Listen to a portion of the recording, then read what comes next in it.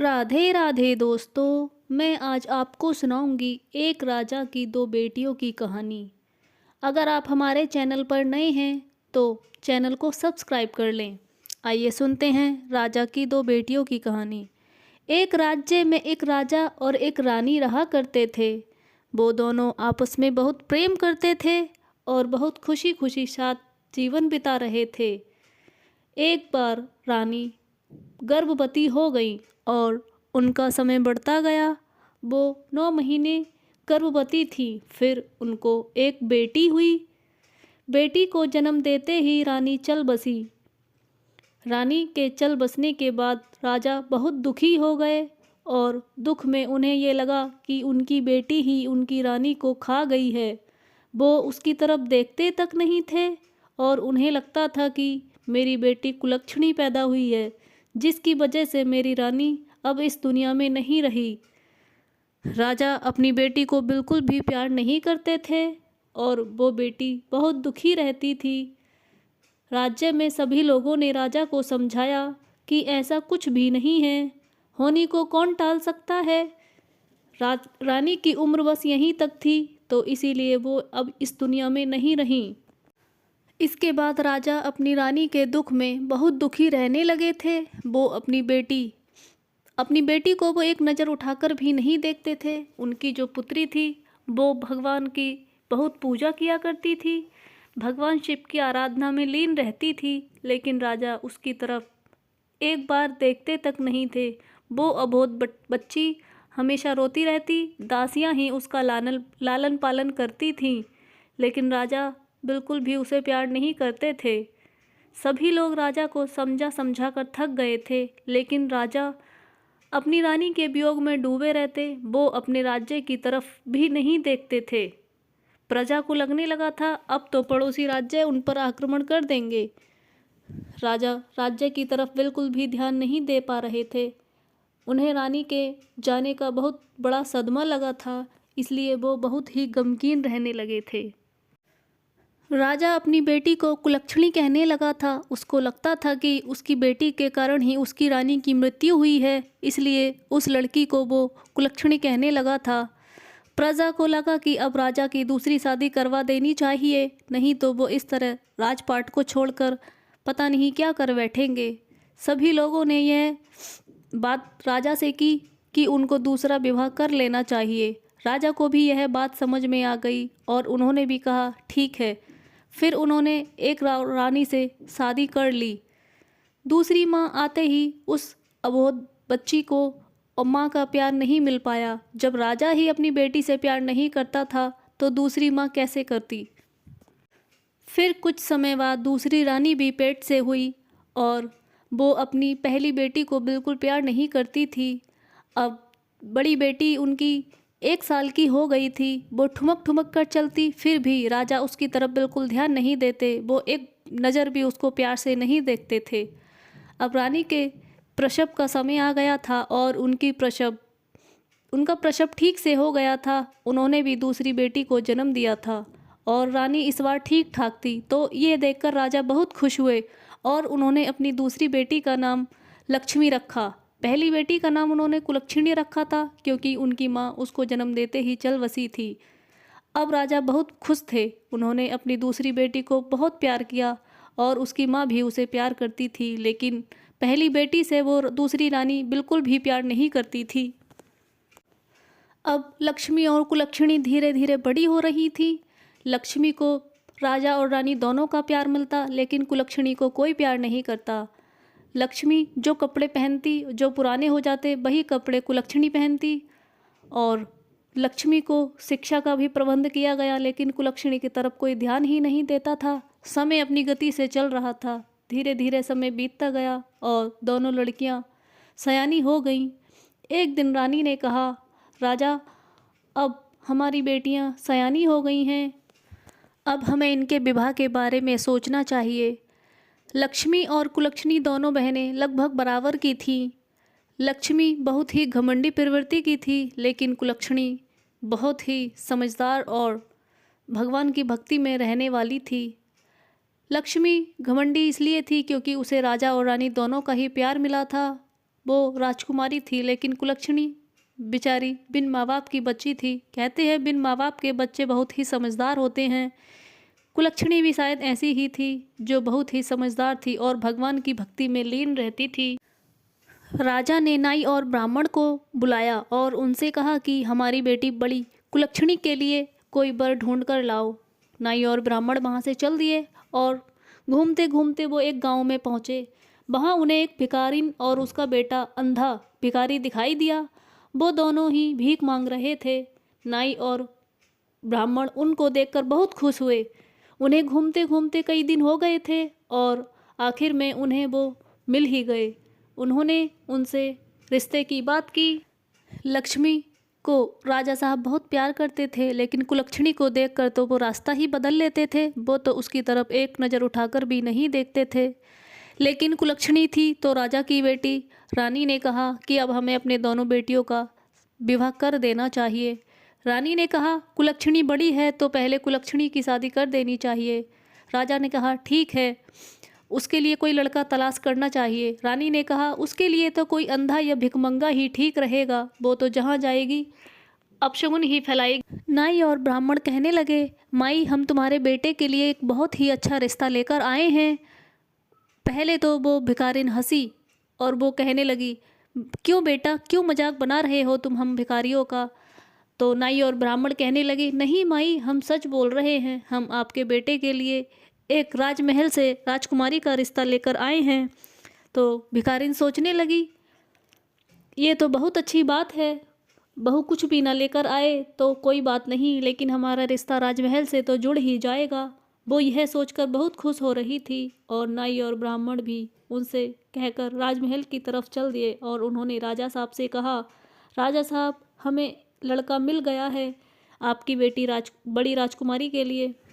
राजा ने भी खुश होकर अपनी बेटी कुलक्षणी का उस भिखारी के साथ विवाह कर दिया और दान दहेज के नाम पर भी उसे कुछ नहीं दिया।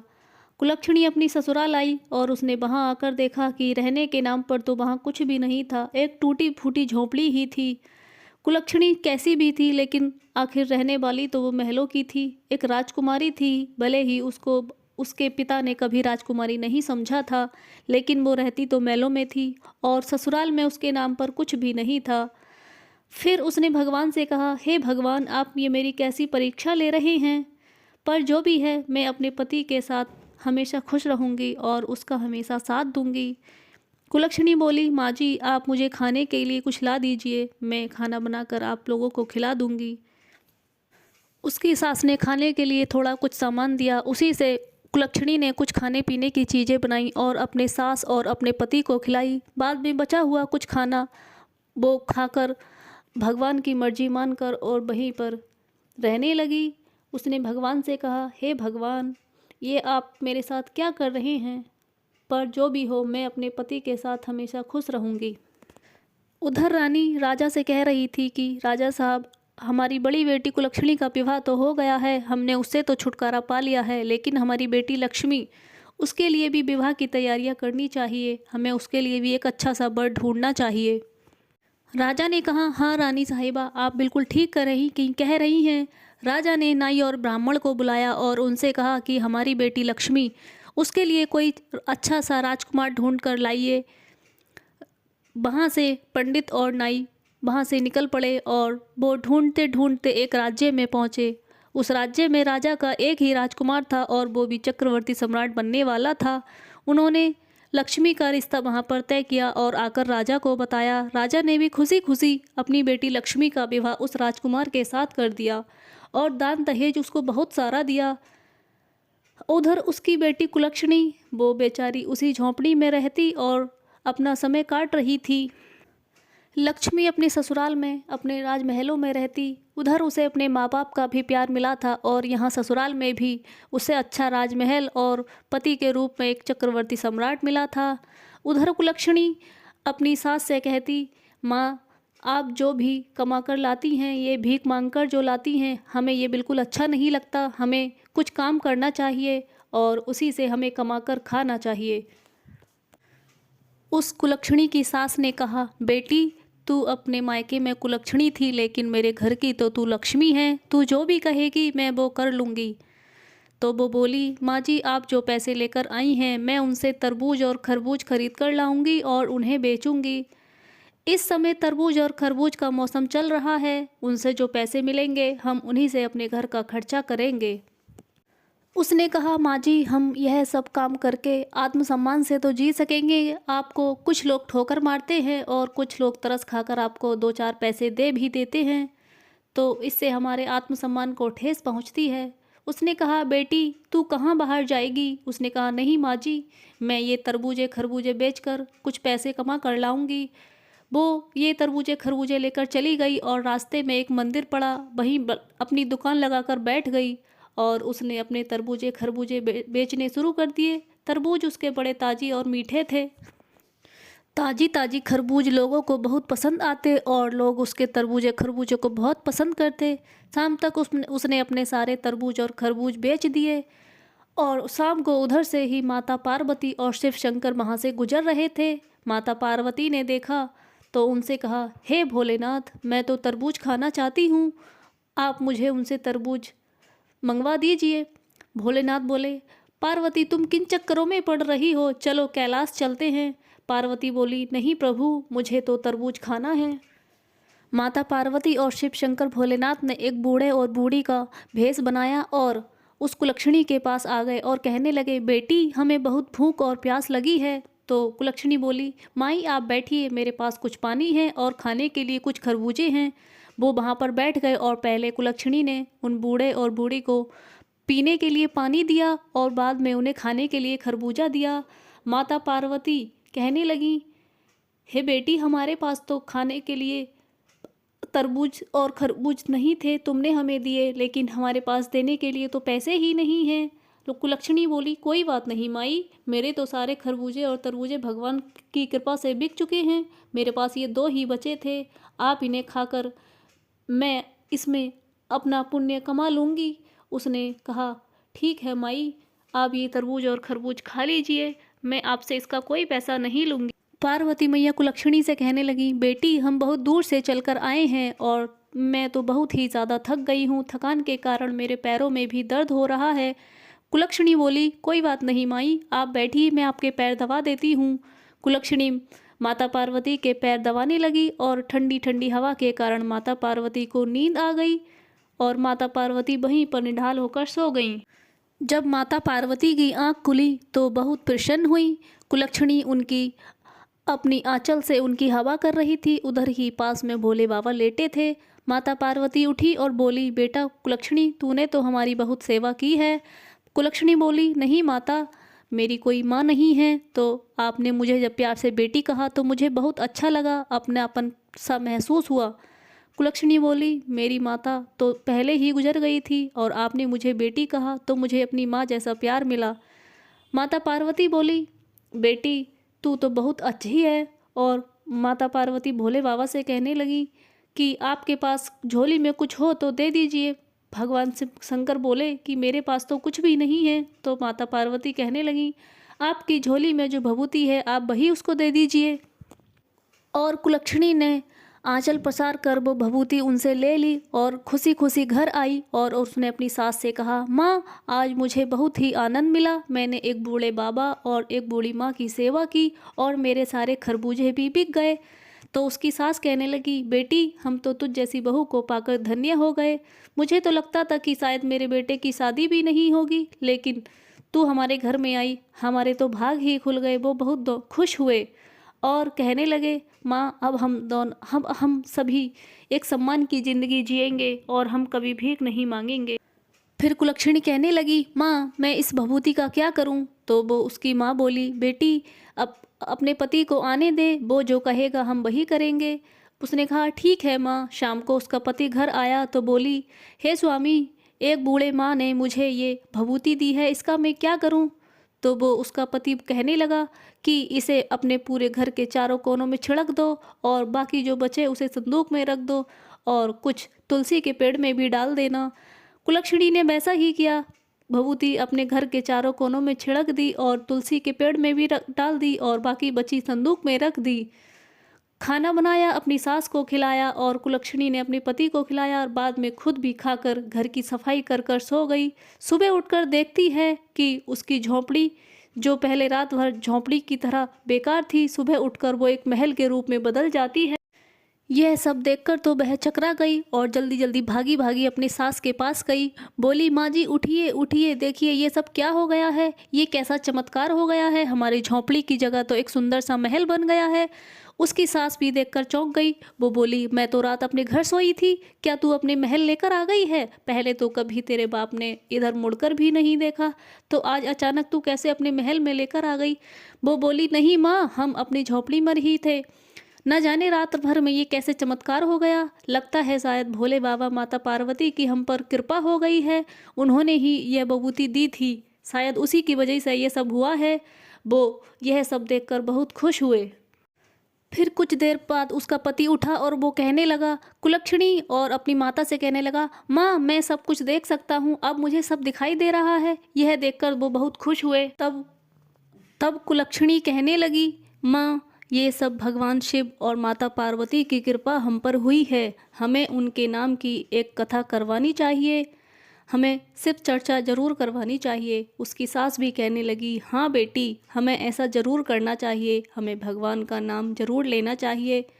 तो फिर कुलक्षणी ने कहा, ठीक है माँ, हम अपने आस पड़ोस, नाते रिश्तेदार और अपने मायके वालों को ज़रूर बुलाएंगे। उसने सबको न्योता भेजा, आस पड़ोस में अपने यार दोस्तों रिश्तेदारों को, और अपने मायके भी उसने ये खबर भिजवाई कि वो एक भगवान शिव की कथा करवा रहे हैं। यह देखकर उसके पिता जो राजा थे, उनको बहुत ही ज़्यादा शर्मिंदगी महसूस होने लगी। वे कहने लगे, अब तो मैं कैसे उनके पास जाऊंगा। राजा कुलक्षणी और लक्ष्मी की शादी के बाद वो कोढ़ी हो गया था और उसका कोढ़ का रोग ठीक नहीं हो पा रहा था। उसकी सौतेली माँ भी बहुत शर्मिंदा थी। उन दोनों ने उस कुलक्षणी के साथ बहुत ही गलत किया था। और उसकी बहन लक्ष्मी, वो तो बहुत ही घमंडी थी। उसने वहाँ पर आकर देखा कि मैं तो एक चक्रवर्ती सम्राट की बीवी हूँ और मैं तो राजमहलों में रहती हूँ, लेकिन यह कुलक्षणी के पास यह सब कैसे आया? वो पूछने लगी, कुलक्षणी यह सब तेरे पास कैसे आया? तो कुलक्षणी ने लक्ष्मी को अपने साथ हुई सारी घटना बताई और उसके मन में लालच आ गया। वो कहने लगी कि कुलक्षणी मुझसे ऊपर कैसे हो सकती है। वो उसको नीचा दिखाने के बारे में सोचने लगी, लेकिन कहते हैं ना, भगवान जिसको ऊपर उठाना चाहे उसको कौन गिरा सकता है। भगवान पर जिसकी कृपा होती है वो हमेशा ही ऊंचा रहता है। यह सब देखकर लक्ष्मी बोली अपने पति से, देखो जी, मुझे भी यह खरबूजे बेचने जाना है, मैं भी ये सब हासिल करना चाहती हूँ। उसका पति बोला, लक्ष्मी तुम क्यों पावली हुई जा रही हो? हमारे राज्य में किसी चीज़ की कमी नहीं है, तुम ऐसा क्यों कर रही हो? वो तो तुम्हारी बहन कुलक्षणी भगवान में बहुत भक्ति रखती है और श्रद्धा से उसके साथ ऐसा हो गया है। माता पार्वती और भगवान शंकर की उस पर कृपा हुई है, तुम ऐसा क्यों कर रही हो? लक्ष्मी बोली, नहीं जी, मैं भी खरबूजे बेचने जाना चाहती हूँ। उसने कहा, ठीक है, तू जो करना चाहती है कर। लक्ष्मी खरबूजे लेकर चल पड़ी और वो भी मंदिर के सामने जाकर बैठ गई। संयोग से उस दिन भी माता पार्वती और भगवान शिव उस रास्ते से गुजर रहे थे। खरबूजे देखकर माता पार्वती कहने लगी, प्रभु मैं खरबूजे खाना चाहती हूँ, इस गर्मी के मौसम में मुझे बहुत भूख और प्यास लगी है। वो खरबूजे खाने के लिए उसकी तरफ चल पड़े। तभी माता पार्वती और शिव शंकर उसकी तरफ चलने लगे और कहने लगे, बेटी हम बहुत दूर से आए हैं, हमें बहुत भूख और प्यास लगी है, क्या तुम हमें पीने के लिए थोड़ा पानी देंगी और खाने के लिए कुछ खरबूजे दे दो? लक्ष्मी बोली, चलो हटो, दूर हटो, मैं यहाँ खरबूजे बेचने आई हूँ। एक तो सुबह से मेरा कोई खरबूजा नहीं बिका है और मेरी बोनी भी नहीं हुई है, और तुम जैसे भिखारी लोग न जाने कहाँ से आकर यहाँ चले आते हो फ्री में खाने के लिए। यह देखकर माता पार्वती और भोले मुस्कुराने लगे। वो वहीं उसके पास में बैठ गए और आराम करने लगे। लक्ष्मी को खरबूजे बेचते सुबह से शाम हो गई, लेकिन उसका एक भी खरबूजा ना बिका। शाम को वह जाने लगी तो माता पार्वती से कहने लगी, माता क्या तुम मुझे भभूति नहीं दोगी? तुमने कुलक्षणी को तो भभूति दी थी। यह देखकर माता पार्वती मुस्कुराने लगी और भोलेनाथ से कहने लगी, स्वामी हाँ, इसको भी वो भभूति दे दीजिए। भोले ने अपनी झोली में हाथ डाला और भभूति निकाल कर लक्ष्मी को दे दी। लक्ष्मी वो भभूति लेकर खुशी खुशी अपने घर गई और अपने पति से कहने लगी, देखो जी, मुझे भी बूढ़ी माँ ने मुझे यह भभूति दी है। तो उसका पति बोला, ठीक है, इसे अपने पूरे घर में छिटक दो। लक्ष्मी ने खुशी खुशी अपनी महल के चारों कोनों में वह भभूति छिड़क दी और खाना खाकर सो गई। सुबह पहले तो उसको नींद नहीं आ रही थी, सोच रही थी सुबह मेरे घर में हीरे मोती जवाहरात चमक रहे होंगे। फिर मुश्किल से उसे नींद आई और सुबह उठकर उसने देखा तो वह अचंभित रह गई। उसके महल की जगह एक टूटी फूटी झोंपड़ी बन गई थी और वो यह देखकर अपनी बहन कुलक्षणी को कोसने लगी, कहने लगी कि उसने ही ये सब किया है, उसी की काली छाया मेरे घर पर पड़ी है। उसका पति उसे समझाने लगा, लक्ष्मी, तुमने अपनी बहन के साथ कभी अच्छा व्यवहार नहीं किया, यही सब का नतीजा है। तुम्हारी बहन दिल की अच्छी है, भगवान की भक्ति करती है। यही सब देखकर भगवान ने उनको उनका सब कुछ वापस दे दिया और तुम्हारा सब कुछ तुमसे छीन लिया है। यह बात लक्ष्मी की उसके माँ बाप को पता चली तो उसके माँ बाप कोढ़ी जो हो चुके थे वो भी उसको देखने आए। लक्ष्मी यह देखकर बोली, हटिए, दूर जाइए, हटिए, मैं आपको नहीं देख सकती, मैं आपको यहाँ नहीं रख सकती, आपकी सेवा नहीं कर सकती, मुझे कोढ़ी आपको नहीं देखना है। यह देखकर जब यह बात कुलक्षणी को पता चली तो वह अपनी बहन के घर आई और अपने माँ बाप को वहाँ से लेकर चली गई। उसने उनकी सेवा की और उनकी सेवा करने के पश्चात भगवान से उनसे फिर से प्रसन्न हुए और उसके माँ बाप को उसने ठीक कर दिया। यह देखकर लक्ष्मी भी खुश हुई और कुलक्षणी तो अपने माँ बाप की सेवा भाव में लीन रहने लगी। यह देखकर उसके माता पिता बहुत अफसोस करने लगे, कहने लगे, हमने कुलक्षणी को कभी प्यार नहीं किया और उसने हमारे साथ इतना अच्छा व्यवहार किया। भगवान की कृपा हम पर हुई और हम ठीक हो गए। उसके माता पिता कहने लगे, कुलक्षणी, हमें माफ़ कर दो, हमने तुम्हारे साथ बहुत ही बुरा व्यवहार किया। यह देखकर कुलक्षणी बोली, नहीं, आपकी इसमें कोई गलती नहीं है। उसके बाद राजा और रानी अपने राजपाट वापस आ गए। उन्हें उनका राजपाट भी मिल चुका था और वो कुलक्षणी को फिर बुलाने चलाने लगे। इस तरह कुलक्षणी अपने मायके में आने जाने लगी। उसकी भगवान की उस पर बहुत कृपा हुई थी। यह सब देखकर कुलक्षणी बहुत खुश हुई और राजा और रानी भी उसको बुलाने लगे। ऐसे ही जिस तरह कुलक्षणी पर भगवान शिव की कृपा हुई, यह कहानी सुनने वालों पर भी भगवान की कृपा बनी रहे। हमारी बहनों को जो कहानी सुन रही हैं उनको भी अपने मायके में और ससुराल दोनों जगह बहुत प्यार मिले, ऐसी मैं कामना करती हूँ। जैसे कुलक्षणी अपने भाग्य को चमका गई, ऐसे ही आप सभी का भाग्य भी चमकता रहे। कहानी को पूरा सुनने के लिए धन्यवाद और आप हमारी वीडियो को लाइक और शेयर करें, चैनल को सब्सक्राइब करें।